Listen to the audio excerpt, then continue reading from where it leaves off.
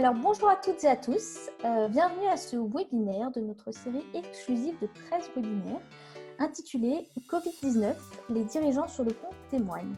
Et c'est aujourd'hui Ludovic Morand que nous accueillons. Bonjour Ludovic, merci d'être avec nous. Alors Ludovic, tu es un des 4 directeurs associés de la société Télécom. C'est une entreprise suisse romande qui apporte des solutions innovatrices dans le domaine des infrastructures informatiques complexes qui englobent les systèmes, les réseaux, la sécurité ainsi que des solutions pour la gestion de l'information. Alors c'est une société qui est composée d'une 50aine de collaborateurs que vous appelez les télécomiens. Voilà, donc soyez pas surpris si Ludovic parle de télécomiens, ce sont les collaborateurs Télécom. Et 5 télécomiens, justement, de chez vous, du coup, ont suivi la formation de praticien en holacratie avec nous à Paris, donc 3 en octobre 2019 et 2 en janvier 2020. Et puis, vous avez fait appel à nous pour mener à bien un séminaire avec le comité de direction, des ateliers de concertation avec les équipes en début d'année. Et puis, en février, on a construit la phase dite d'encodage qui a permis d'établir la première structure, l'holarchie, vraiment première structure qu'on appelle la structure initiale pour démarrer. Et c'est le 14 février que les 4 associés dont tu fais partie, vous avez ratifié la constitution de l'holacratie, mode de management constitutionnel que vous appelez la tébicratie. Voilà, donc 2 mots à retenir, c'est tébicomien et tébicratie pour pouvoir suivre. Alors, je vais tout d'abord te poser quelques questions préparées et puis ensuite, on passera aux questions-réponses des participants. Encore une fois, n'hésitez pas à poser vos questions dès maintenant si vous en avez ou bien pendant la présentation. Alors, première question générique, pour remettre votre contexte, c'est l'impact du Covid-19 sur votre activité. Est-ce que tu peux nous préciser les impacts et notamment sur les télécomiens? Est-ce qu'il y en a qui ont été mis en télétravail? Est-ce qu'il y en a qui continuent de travailler sur site, comme toi, là, tu es actuellement au bureau? Et est-ce qu'il y en a que vous avez dû mettre en chômage partiel? Alors, je prends des précautions parce que le chômage partiel est un dispositif français. Je ne sais pas trop ce qui se passe en Suisse, mais tu vas nous dire. C'est assez similaire. Ouais. Alors, bonjour à tous. Effectivement, nous, on fait partie des privilégiés du Covid-19, c'est-à-dire qu'on a la chance que notre activité ne s'est pas arrêtée.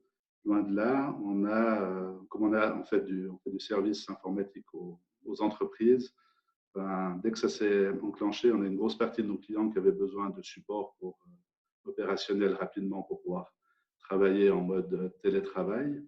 Donc ça nous a généré une grosse activité à partir de début mars, voire mi-mars. Et puis, dans un deuxième temps, on a un petit peu les projets qui se sont ralentis, voire arrêtés, parce que c'est vrai que quand on est dans une période de crise, tout ce qui est projet, c'est un petit peu bloqué. Mais je dirais que notre activité se passe aujourd'hui relativement bien. On a eu quelques problèmes, on a quelques problèmes aujourd'hui d'approvisionnement, comme tout vient de la Chine et je dirais que dans l'informatique, tout vient de là-bas. C'est en train de se résorber gentiment, mais c'est vrai que tout le monde avait les mêmes besoins en matériel au mois de novembre, donc on a vite eu quelques soucis de stock. Par rapport au chômage partiel, donc on a les mêmes fonctionnalités en Suisse. On a dû mettre quelques collaborateurs, je dirais, à des heures de chômage partiel, mais pas des personnes en chômage partiel complète. Pourquoi? Parce qu'on continue aujourd'hui à servir nos clients. Par contre, avec une petite baisse d'activité, donc c'est quelques heures par semaine que les gens sont en chômage partiel. Et pas tous, en fonction de leurs compétences. Et vous continuez à intervenir chez des clients ou il y en a qui sont en télétravail tout le temps? Comment ça se passe? Alors, on a il y en a très peu de clients qui se sont arrêtés, je dirais, qui ont fermé leurs portes. Ce n'est pas parce qu'on fait du télétravail qu'on n'a pas quelques problèmes informatiques. Donc, nos équipes de support et de helpdesk ont continué à fonctionner, je dirais, avec la pédale des gaz enfoncée jusqu'au fond. Parce que dès qu'on s'éloigne en fait de l'environnement de travail connu, les problèmes augmentent. Donc, c'est vrai que nos équipes, elles ont vraiment travaillé durant mars-avril à fond. On a beaucoup de monde qui peut travailler, je dirais, en télétravail. Donc, on n'a pas besoin de faire des interventions sur site, on les fait à distance pour, je dirais, respecter les règles sanitaires en vigueur en Suisse. Et ça, on est moins confiné que vous, hein, c'est moins strict que chez vous, mais on peut préserver la santé de nos collaborateurs et préserver la santé de nos clients. Donc, on évite d'aller chez les clients s'il n'y a pas le besoin nécessaire et obligatoire. Et puis, si on doit y aller, ben, effectivement, on respecte les règles de l'OFSP, ça s'appelle en Suisse. C'est sur sanitaire qu'on ait à peu près les mêmes teneurs en France. Voilà. Merci. Alors, vous êtes 4 co-dirigeants. Quelle a été votre première réaction de dirigeant face à la crise? Alors, peut-être que vous n'avez pas eu tous la même réaction. Quelle a été ta réaction? Et qu'est-ce que vous avez mis en place dans les premiers jours ou dans les premières semaines? 16 mars, l'annonce du confinement en Suisse, avec une situation assez exceptionnelle. Alors, j'ai un petit problème de son. Alors, je ne sais pas si c'est moi. Ça fait une voix de robot. Je ne sais pas si tu vas essayer de reparler.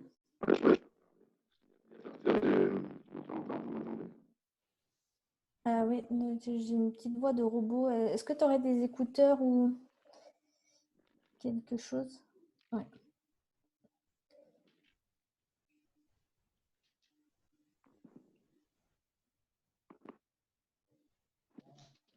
Comme ça. Non, ça continue à avoir un petit peu voix robotique. Je sais pas si tu as changé sur Zoom, ta sortie là sur le micro. Du coup, changer la captation. En bas, tu as le petit micro et la petite flèche. Là, vous m'entendez mieux? Ah, c'est vraiment, vraiment mieux, oui. Je suis désolée, tu avais une petite voix de robot. C'est bon là? Ouais, c'est super. Pardon. Ok, pardon. Donc je disais que effectivement le 16 mars, quand on a enclenché le confinement en Suisse, on a vécu une situation assez exceptionnelle chez Tebicom parce que on a eu le problème que peu de clients, peu de, peu de sociétés, on a tous nos clients qui ont eu le même besoin au même moment, c'est-à-dire d'envoyer tous leurs collaborateurs en télétravail. Alors, bien sûr que certains étaient plus avancés que d'autres sur le sujet, mais on a dû mettre en place une organisation extrêmement agile, assez stricte quand même en termes de priorité, pour savoir qui faisait quoi chez quel client. J'aime bien dire que c'est un peu comme si tout le monde devait aller chez le coiffeur le lundi matin à 8 heures. La fin du confinement, c'était compliqué, c'était très compliqué à gérer cette demande. On a dû effectivement faire des choix des fois à prioriser certains clients par rapport à d'autres, et c'est des choses qui ne sont pas très agréables, on va dire. Mais on a pu compter sur une équipe qui a vraiment été à la guerre. Notre leitmotiv, c'est vraiment de servir nos clients du mieux qu'on peut et avec les outils qu'on a. On a vraiment pu compter sur tous les tébicomiens pour répondre à cette demande. C'était un moment assez unique, je dois dire, dans la vie de Tebicom. Après, par rapport à, je dirais, ça c'était les premiers jours, et puis après, dans les premières semaines, on a dû aussi adapter un petit peu le travail de chacun, comme certains avaient un petit peu moins de travail. Ben, l'idée, c'était que on étudie aussi des propositions pour eux. Donc, on les a orientés vers le suivi de formation. C'est vrai qu'on a rarement le temps de faire de la veille technologique et de faire des formations. Donc, pour ces collaborateurs-là qui ont actuellement un peu plus de temps, eh ben, finalement, l'idée, c'est de leur monter leurs compétences techniques ou innovation. Alors, finalement, tout le monde est aujourd'hui bien occupé. Et du coup, comment ça s'est passé tous les 4? Vous avez fait une réunion de crise ou comment vous avez réagi chacun pour pouvoir traiter rapidement les problèmes? Alors, on réagit un peu différemment dans des situations de stress. Moi, j'avais l'impression de devoir sauver le monde, comme aiment bien dire mes associés. Voilà, je suis parti aussi à la guerre. J'avais envie de trouver une solution pour tout le monde. J'avais envie d'accompagner tout le monde. Heureusement, j'ai des associés qui sont des fois plus pragmatiques et puis qui posent un peu les choses de manière plus réfléchie, peut-être. Et tant mieux, je dirais que le quatuor a super bien fonctionné. On a réussi à, chacun avec nos compétences, je dirais, à gérer cette situation, je pense, relativement bien pour l'ensemble de nos clients et l'ensemble de nos équipes. Voilà, en quelques mots. Maintenant, on a fait effectivement des réunions au début journalières, après des réunions, je dirais, qu'on appelait points de situation entre les quatre, surtout pour essayer d'avoir une communication uniforme envers toutes les équipes, hein, comme on les voyait plus beaucoup, que tout le monde est un peu dans le doute.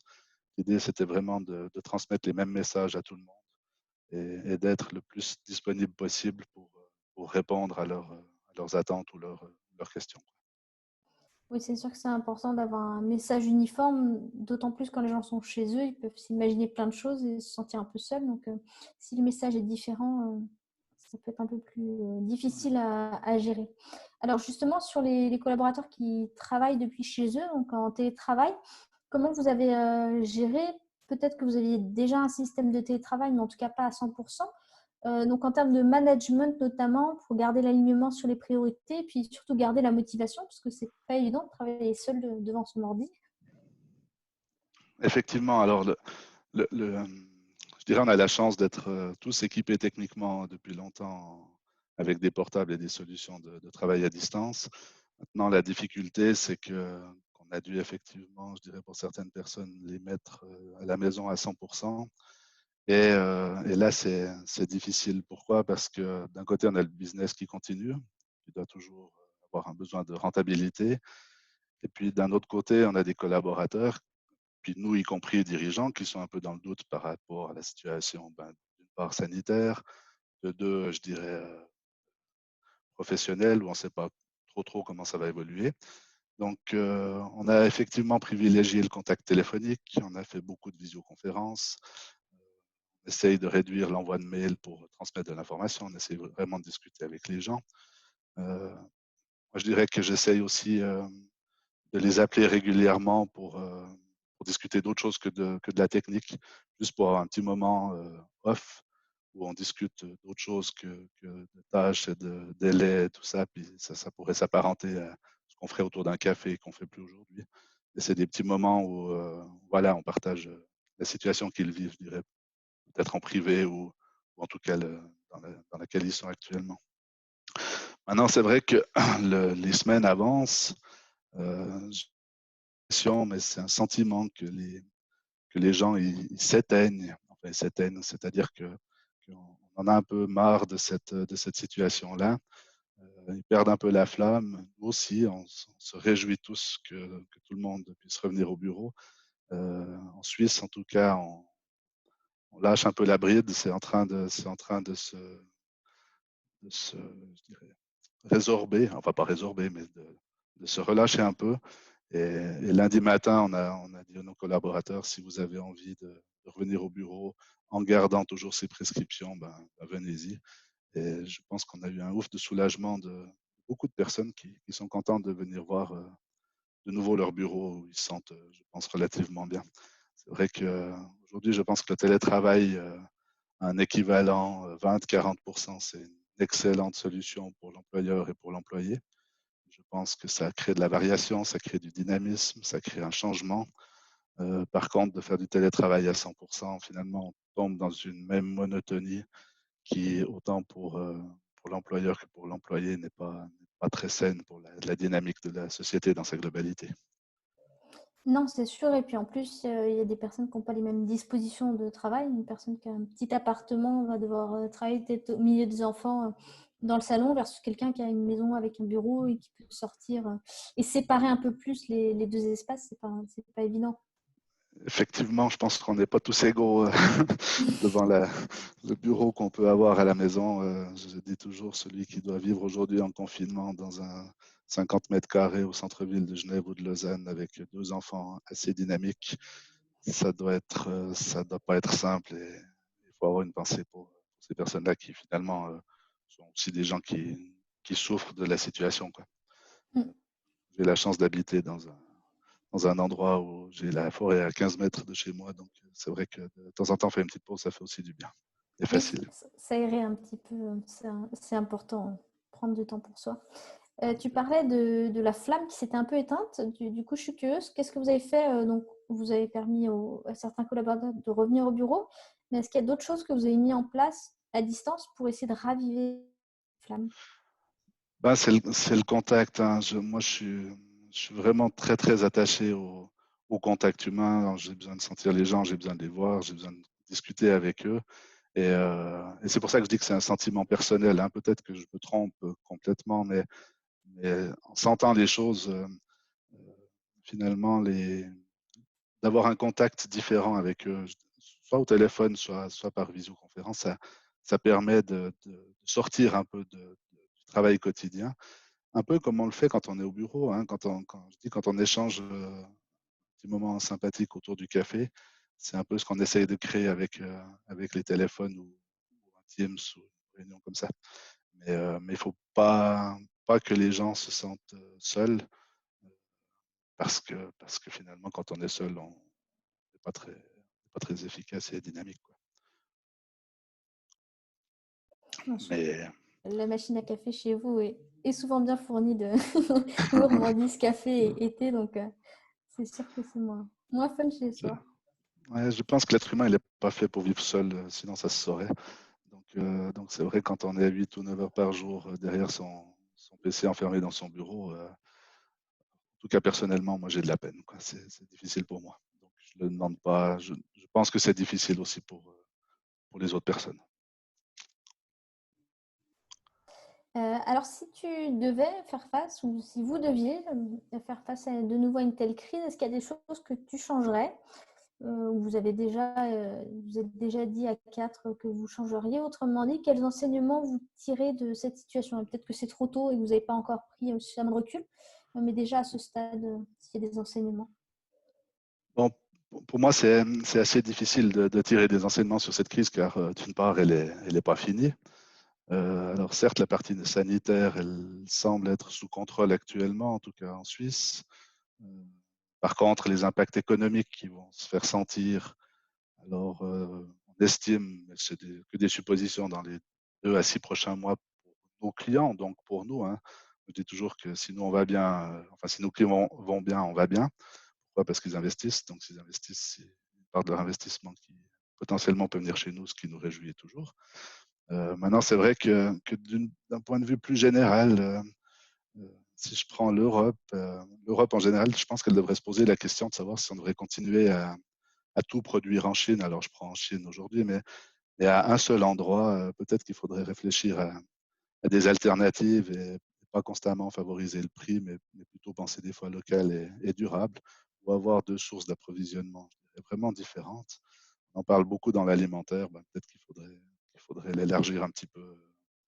Maintenant, je sais que le prix dans l'économie qu'on vit aujourd'hui, elle a toujours une importance énorme, puis on va chercher au moins cher, mais je pense que c'est quelque chose, c'est une réflexion en tout cas que les entreprises européennes devraient réfléchir. Je pense qu'il faudrait qu'on se rende moins dépendant de la Chine.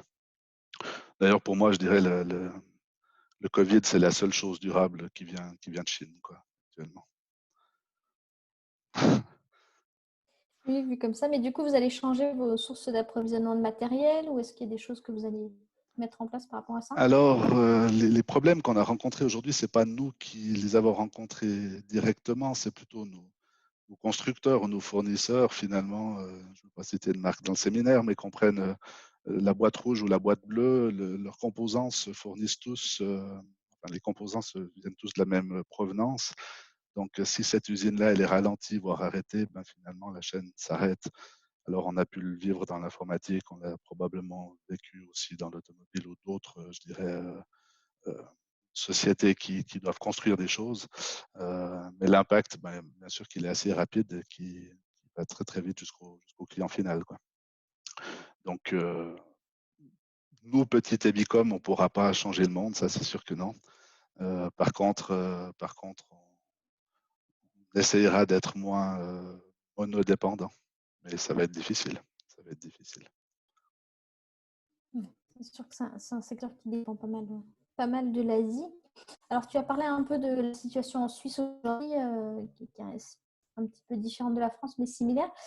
J'imagine que vous allez progressivement aller vers plus de relâchement, de ce que nous on appelle le déconfinement, en tout cas chez nous. Comment est-ce que vous allez anticiper justement cette suite et cette reprise d'activité plus forte pour que l'entreprise puisse éventuellement rebondir?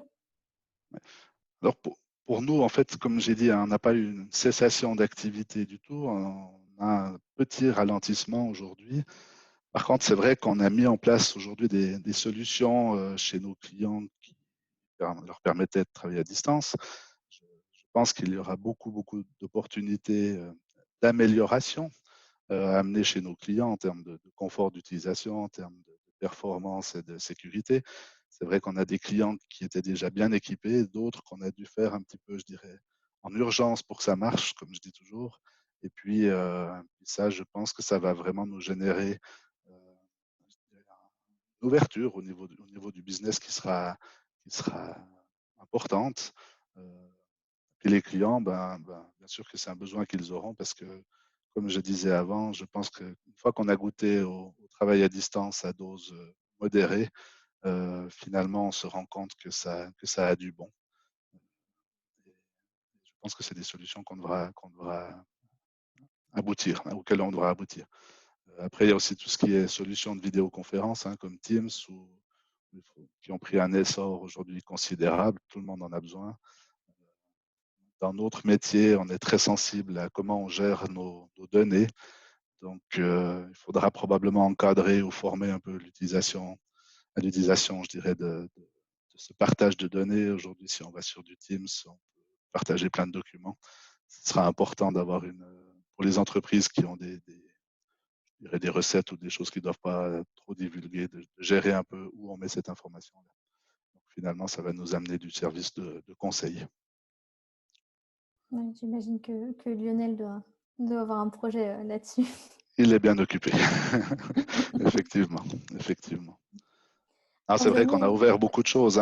Finalement, dès qu'on met les gens hors des murs de l'entreprise, on ouvre quand même certaines failles, pas certaines failles, mais on ouvre certaines portes qu'il faut surveiller et gérer.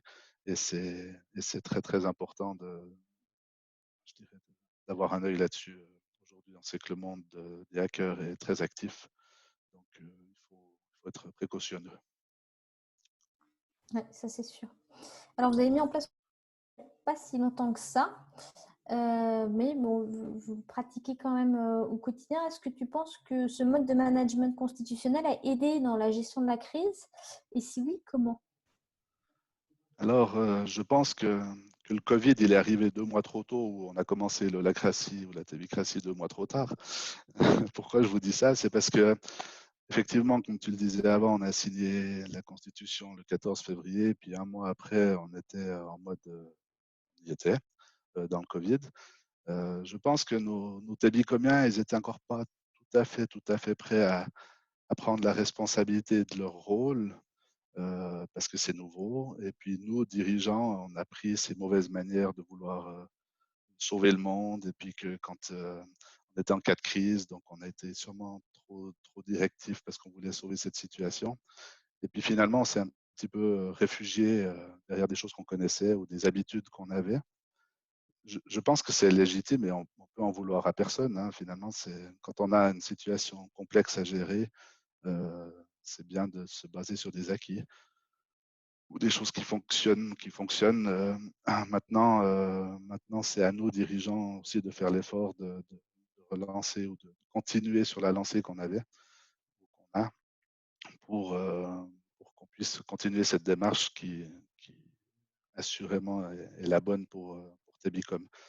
Maintenant, je suis peut-être un peu réducteur dans ce que je dis parce que c'est vrai qu'on a des tébicomiens qui sont des gens très indépendants dans leur métier technique. Ils savent très bien se débrouiller du point de vue technique. Ce qu'on a changé, c'est simplement partie de l'organisation de tous les jours. Et c'est là où on a aujourd'hui je dirais un effort à faire pour que chacun prenne ce qu'on a signé et qu'on avance dans cette tébicratie. C'est important. Là, on a eu une petite parenthèse qui s'appelait Covid. J'espère très rapidement pouvoir fermer cette parenthèse et repartir sur les bases qu'on s'était fixées. Mais du coup, vous avez gardé quand même le rythme des réunions? Vous avez réussi à mettre ça quand même à distance? Alors, ce qu'on a fait, c'est très sympa que tu poses la question, c'est qu'on a augmenté les séances de triage, justement pour avoir plus de contact entre les gens et on a peut-être réduit un tout petit peu les séances de gouvernance parce que dans une situation de crise, on a estimé que c'était pas forcément le meilleur moment de changer toute une organisation. Par contre, on les a pas arrêtés, on les a ralentis un peu et il y a beaucoup de choses qui se sont quand même déjà passées, que ce serait sûrement passé beaucoup plus vite si, s'il n'y avait pas eu le Covid, mais ça suit et l'organisation bouge quand même malgré le Covid et ça nous réjouit fortement. Et le fait que justement les collaborateurs soient affectés à des rôles, portent des rôles, donc du coup ils ont une autorité plus claire. Est-ce que ça a facilité le travail à distance ou pas du tout? Oui, oui, clairement, clairement. Euh, Comme je dis, hein, c'était assez nouveau pour nous. On a essayé vraiment de manière importante de faire ces séances de triage et de gouvernance en laissant, je dirais, une petite parenthèse qui n'est forcément pas toujours, qui ne respecte pas forcément toujours les règles, mais le but, c'était vraiment d'accompagner, je dirais, les gens pour que tout le monde comprenne où on en est, qu'est-ce qu'on fait, et on a un petit peu dévié. Par contre, effectivement, d'augmenter la fréquence des séances de triage, je pense que c'était juste parce que ça nous permettait d'avoir des liens, je dirais, globalement plus fréquents.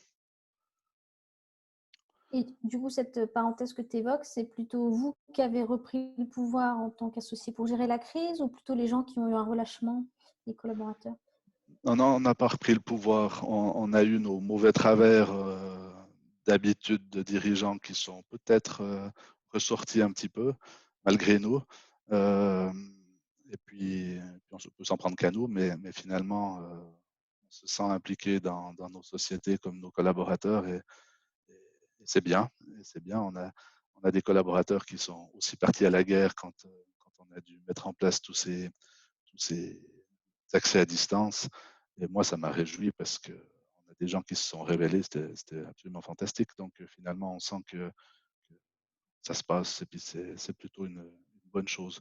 Et puis les gens qui sont peut-être un tout petit peu plus réservés, ben finalement, la situation ne les a pas permis je dirais, de se révéler très facilement. Et c'est ce vers quoi on va travailler demain. Super. Alors, j'ai une dernière question avant qu'on passe aux questions-réponses des participants.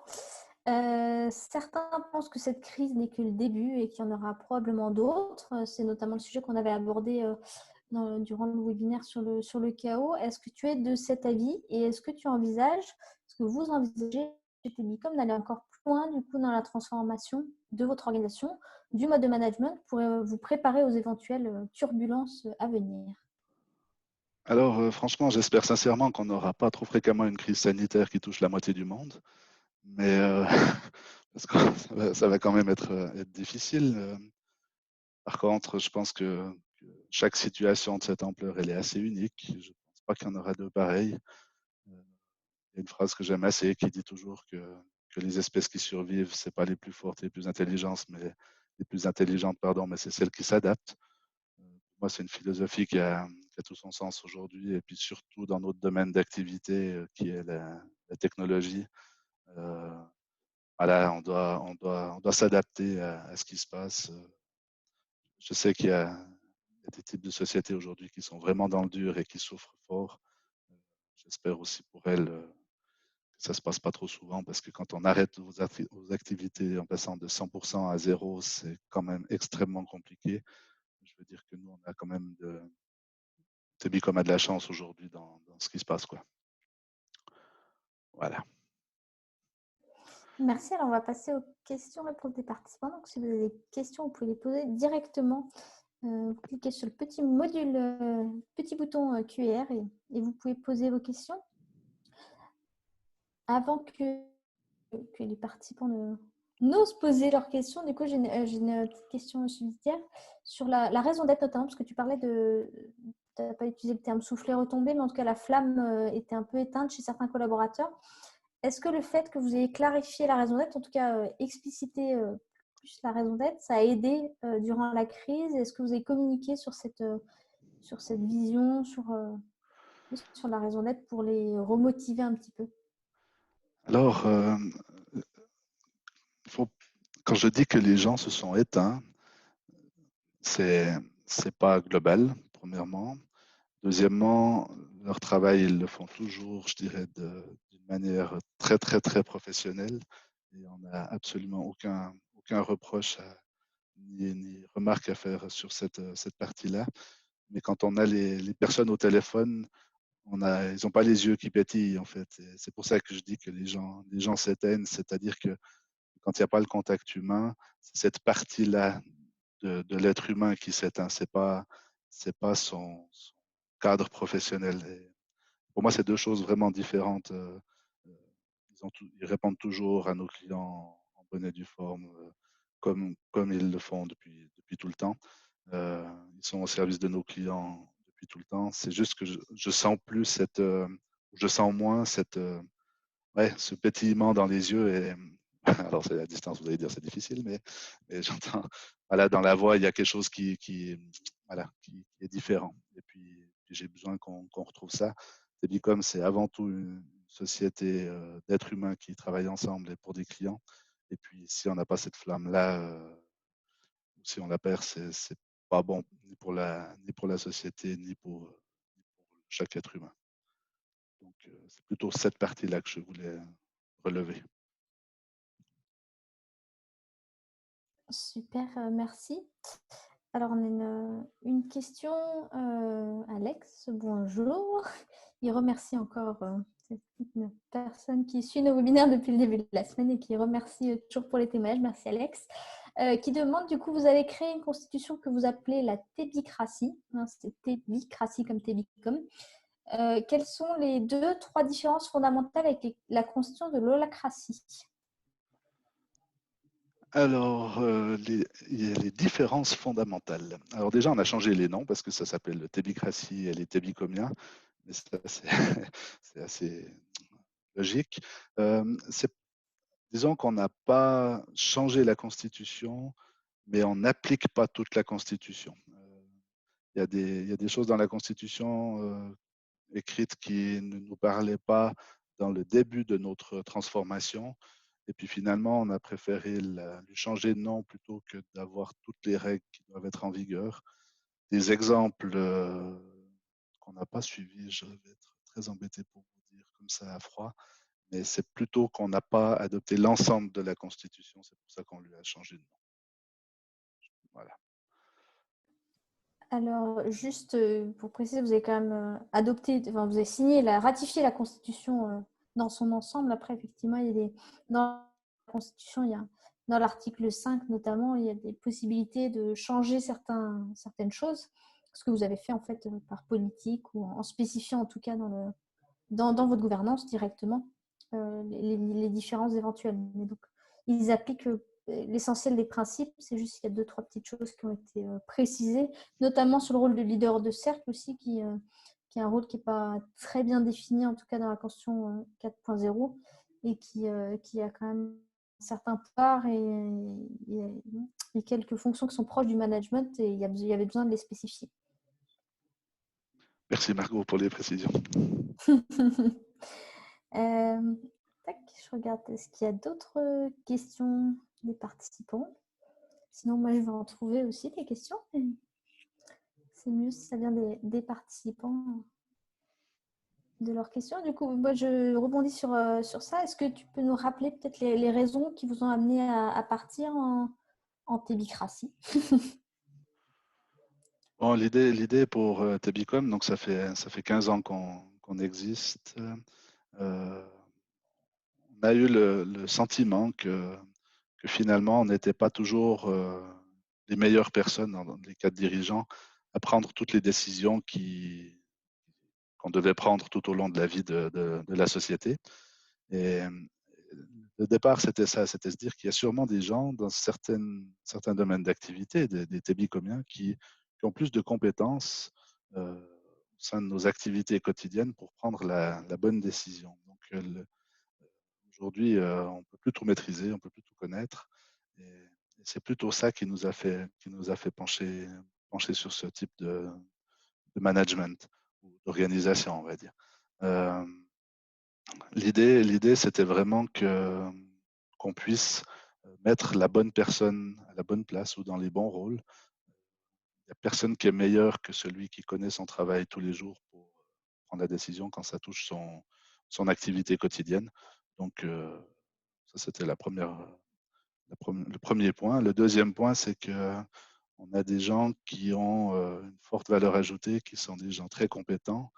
On leur donne des projets à plusieurs dizaines de milliers de francs ou centaines de milliers de francs à gérer relativement seuls, avec des complexités souvent techniques importantes.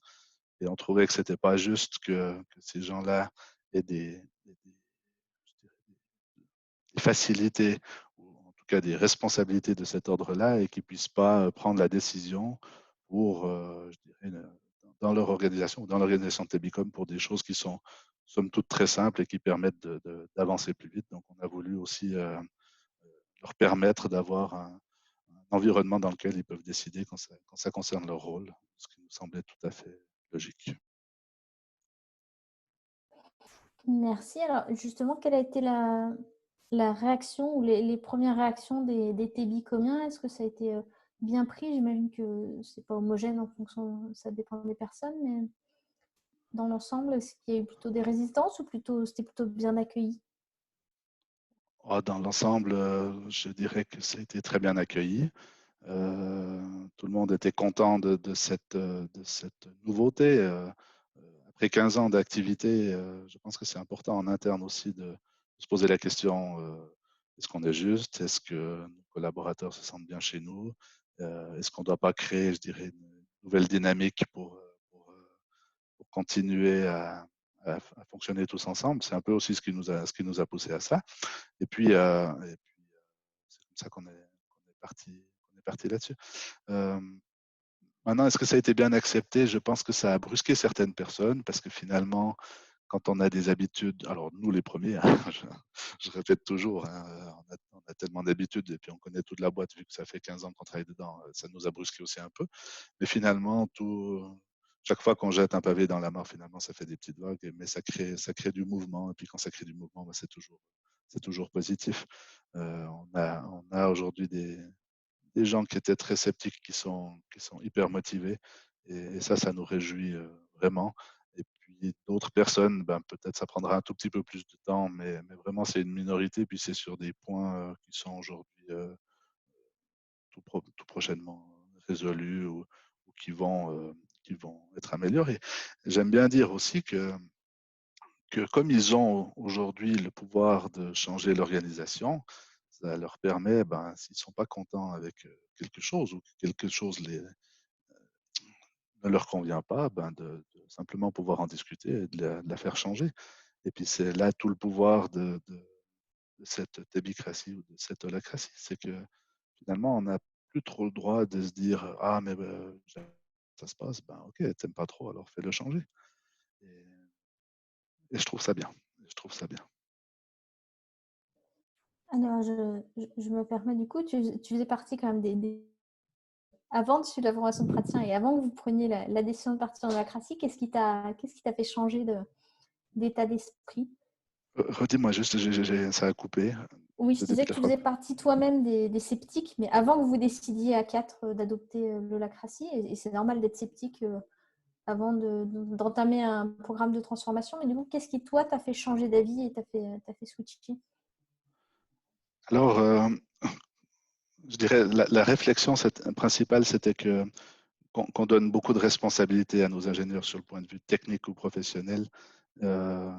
Et puis, il n'y avait pas de raison qu'on ne le donne pas au niveau de l'organisation.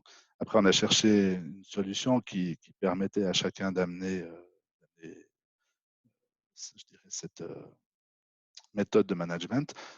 On doit ça à un de mes associés qui s'appelle Alexandre, qui est toujours très, très curieux sur les nouvelles solutions de management. Alors, c'est vrai que j'étais hyper sceptique au départ. La formation à Paris m'a fait beaucoup de bien parce que finalement, j'ai vu la puissance du système et puis finalement, moi, j'aime, comment je dirais ça, ça me pose aucun problème qu'on se plaignent de choses qui ne vont pas. Par contre, j'aime bien qu'on puisse en discuter puis qu'on essaye d'amener des solutions. Et cette méthode-là permettait justement à chacun finalement d'amener sa pierre à l'édifice pour faire changer les choses, sans passer par un sous-chef et puis un chef et puis un surchef et puis finalement un décideur qui finalement décide de choses dont il n'a pas la compétence tout le temps. Et cette méthode-là me plaît beaucoup. Donc c'est ça qui m'a fait changer le fusil d'épaule. Et aujourd'hui, tu vois des bénéfices déjà ou c'est trop tôt pour évaluer? Alors, je pense que c'est un tout petit peu tôt. Franchement, je pense que c'est un tout petit peu tôt. Euh, de par la parenthèse du Covid, clairement, hein. Après, on ne va pas tout mettre là-dessus non plus, hein, mais je pense que c'est quand même un tout petit peu tôt. Par contre, quelque chose qui me plaît bien, c'est que je participe à pas mal de séances de triage et aujourd'hui, on a beaucoup de collaborateurs qui mettent des points, qui prennent des points. C'est en train de venir. Chacun amène ses tensions dans le sens de la critique du terme. Et ça, c'est chouette. Finalement, les séances hebdomadaires ne sont plus un monologue de l'ancien chef, on va dire. Et il y a beaucoup plus de partage. Et ça nous réjouit beaucoup.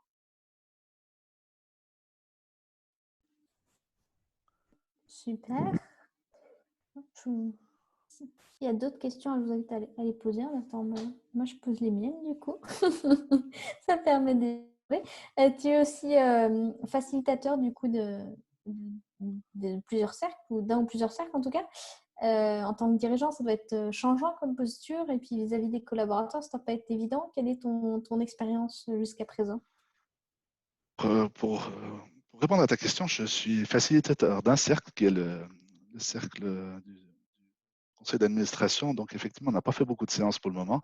C'est plutôt mes collègues, mais c'est pas grave, hein, c'est plutôt mes collègues qui ont ce rôle de facilitateur dans d'autres cercles. Ça se passe franchement assez bien. On a des fois des petits travers. Alors, j'en ai remplacé une ou deux fois aussi. Je parle personnellement là. On veut toujours donner notre point de vue. Et finalement, ça vient assez vite de respecter le processus, puis de se dire que maintenant on se tait et puis la parole est à chacun. C'est nous en premier dirigeants qui devons respecter être un peu exemplaires et puis respecter le processus, sinon on biaise le truc et ça fonctionnera pas, quoi. Ça fonctionnera pas. Mais j'ai participé par contre à beaucoup de séances où on m'a dit Hugo, c'est pas à toi de parler maintenant, donc tais-toi. Et finalement, ça fait du bien aussi. C'est tout. C'est bien que ça fonctionne comme ça. Ça nous fait du bien aussi. Oui, ça ne doit pas être évident de se faire couper par un facilitateur, d'autant plus quand on le connaît. Mais c'est pas grave parce que finalement, les règles, elles sont données. Et s'il y a des règles, c'est pour qu'elles soient respectées, qui qu'on soit dans la société. Donc, j'ai pas de problème avec ça. C'est juste on n'a pas eu l'habitude de fonctionner comme ça. Puis aujourd'hui, on doit changer un peu nos habitudes et puis ça nous fait que du bien. Alors, c'est ça que j'aime bien dans la culture suisse. Vous êtes quand même assez carré là-dessus, alors qu'en français, on dit c'est les règles, ils s'en fichent. En tout cas, oui. C'est pour ça qu'on a Toujours peut-être un difficile de se connaître. confinement un tout petit peu différent du vôtre. Oui, je pense, parce que vous êtes plus apte à suivre les règles sans qu'on vous contraigne. En fait, je pense que c'est ça. C'est réducteur ce que je viens de dire, mais finalement, voilà. D'ailleurs, je pense que c'est lié à la culture quand même aussi. On l'a vu avec l'Italie aussi, qui est une culture latine. Mm. Peut-être lié à ça. Alors, on a une question d'Étienne qui demande quelles sont les difficultés rencontrées dans la mise en place de la télécratie. Ouais, les difficultés, finalement, elles sont plus au niveau du management, d'accepter justement Alors, c'est nous qui l'avons. On a décidé une dernière fois de changer notre organisation, c'est en signant cette constitution. Maintenant, je ne pense pas qu'il y a des difficultés insurmontables. Si on a fait ça, c'est pour faire avancer Tebicom, c'est pour faire grandir Tebicom et que chacun puisse mettre sa pierre à l'édifice. Donc, s'il n'y avait pas une volonté d'améliorer, je dirais, la société en elle-même ou notre société, on ne l'aurait pas fait. On pense qu'il y a un potentiel. On pense que chaque collaborateur chez Tebicom peut amener, je dirais, ses bonnes idées dans l'organisation, ben, finalement, c'est un moyen de le faire. Et, et les difficultés, en fait, sont plus liées aux habitudes qu'on avait. Autant en tant que dirigeant que les collaborateurs, de dire, ah ben, on allait toujours demander à tel ou tel pour ça, ben, aujourd'hui, je peux décider. Puis finalement, ça change un peu la manière de fonctionner à tout le monde, mais euh, je, je pense que l'être humain est capable de s'adapter, c'est ce que je disais avant. La preuve, elle est simple. Jusqu'au 16 mars, on se serrait la main quand on se voyait. Depuis le 16 mars, on ne se serre plus la main. Et je pense que ça va nous choquer à partir du 11 mai quand quelqu'un vous tendra la main pour vous serrer la main. Donc, finalement, on voit qu'en un mois et demi, beaucoup de choses qui nous paraissaient tellement élémentaires et tellement simples peuvent changer assez rapidement, finalement. Donc, Alors, soyons ouverts. Étienne précise sa question. Du coup, il demande s'il y a eu des freins particuliers dans la mise en place de la tébicratie. Des freins. Qu'est-ce qu'il y aurait eu comme frein? Non. Bernard-Marie et Margot nous ont dit que dans l'opérationnel de tous les jours, ça allait nous prendre un petit peu de bande passante, donc c'est-à-dire de nous freiner un peu notre rentabilité ou nos activités. Alors, oui, c'est le cas, c'est sûr. Il faut penser, je pense, à environ 10%, 10-15% de bande passante. Ce que je veux dire par là, c'est il faut avoir la capacité d'absorber ça sur, je pense, 6 mois aujourd'hui euh, pour mettre ça en place. Si vous ne mettez pas de bande passante dans cette adoption-là, ça ne marchera pas parce qu'il faut que les gens s'imprègnent de la méthode, il faut que les gens s'imprègnent du fonctionnement. Et pour ça, il faut leur laisser un peu de temps. Et si on ne laisse pas du temps, ça ne marche pas. C'est pas possible. C'est pas possible. On ne peut pas toujours rajouter des tâches et des assignations et des choses à nous et nos collaborateurs sans en enlever ailleurs. Donc, il faut être, du point de vue, j'allais dire, dirigeant, il faut être d'accord de baisser un tout petit peu le rendement de chacun. C'est obligatoire. Oui, puis ça prend de la bande passante aussi en termes de réflexion, en tout cas pour les dirigeants. Même le week-end, c'est des choses qui... Bon, tu as pu toujours aller au ski quand même, mais ça prend quand même pas mal d'énergie et de préoccupation. Il ne faut pas faire ça en parallèle d'un gros projet ou de grosses problématiques en jeu. Ouais, ou d'une crise sanitaire, ou de. Enfin voilà, des choses comme Oui. ça. Mais ceci dit, on a un client qui est interviewé, Christian Morin de l'UX Max, qui lui, pour le coup, s'est dit on va profiter de la crise pour revoir notre mode de management. Donc après, ça dépend de chaque entreprise et des enjeux de chacun. Alors, on a une question de Sébastien. Bonjour Sébastien, et merci de nous dire merci pour ce témoignage, en tout cas pour Ludo. Quel est le meilleur atout de l'holacratie selon vous, et avez-vous envisagé d'autres modèles d'organisation? Si oui, lesquels? Ah, je pense qu'on va rester sur celui-là. Changer un modèle d'organisation pour une société, c'est quand même un très très gros projet. Pourquoi? Parce que vous changez le fonctionnement global de toute la société, et c'est pas un petit projet finalement. Pourquoi? Parce que quand on change une organisation globale d'une société, eh ben, tous les services sont impactés ou sont sollicités. Et finalement, ça remet en question le travail de chacun dans ses attributions, dans ce qu'il fait tous les jours. Euh, on peut pas toujours, de mon point de vue, pour le fonctionnement d'une entreprise, on doit faire des changements. C'est une certitude. Par contre, on ne peut pas tout le temps changer parce qu'on va fatiguer les gens. Maintenant, on a adopté un modèle qui se veut itératif, où les changements se font naturellement parce qu'il y a un bon sens là derrière. Et de changer complètement le modèle et de dire dans 6 mois on va redevenir hyper pyramidal, alors ça jamais, parce que c'est trop compliqué, et vous perdez aussi les gens, ils sont déstabilisés. Et puis d'un autre côté, pour le bien de la société, vous ne pouvez pas changer la direction, l'étoile polaire d'une société tous les 6 mois, que ce soit en termes de business ou bien en termes d'organisation. Pour moi, c'est pas viable. Mais du coup, avant de décider de partir en holacratie, donc vous avez, j'imagine, une réflexion sur votre transformation interne. Il y a des systèmes que l'holacratie, est-ce que vous avez comparé avant de sélectionner l'holacratie, de partir là-dessus? Alors, je ne suis pas la bonne personne pour répondre à ça. Pourquoi? Parce que, comme je disais avant, mon associé Alexandre Gauthier était très orienté sur ces différentes méthodes. Il a, entre guillemets, sélectionné, je vais dire ça comme ça, plutôt celle-là, puis après il a dû nous convaincre, ce qu'il a réussi à faire a priori. Donc effectivement, la comparaison entre d'autres méthodes, franchement, je l'ai pas tellement étudiée. Par contre, celle-là m'a plu, puis bon, je suis pas le seul à décider, on est 4, hein, mais ça nous a plu, on va dire, à 4. On a compris la puissance de ça, et c'est pour ça qu'on est parti avec cette solution-là. Un petit point encore, Tebicom a beaucoup grandi ces 4 dernières années. Et finalement, c'était aussi un moyen de rendre assez limpide une organisation. Comme quand vous avez des nouveaux collaborateurs qui rejoignent une organisation, c'est assez difficile pour eux de savoir qui fait quoi.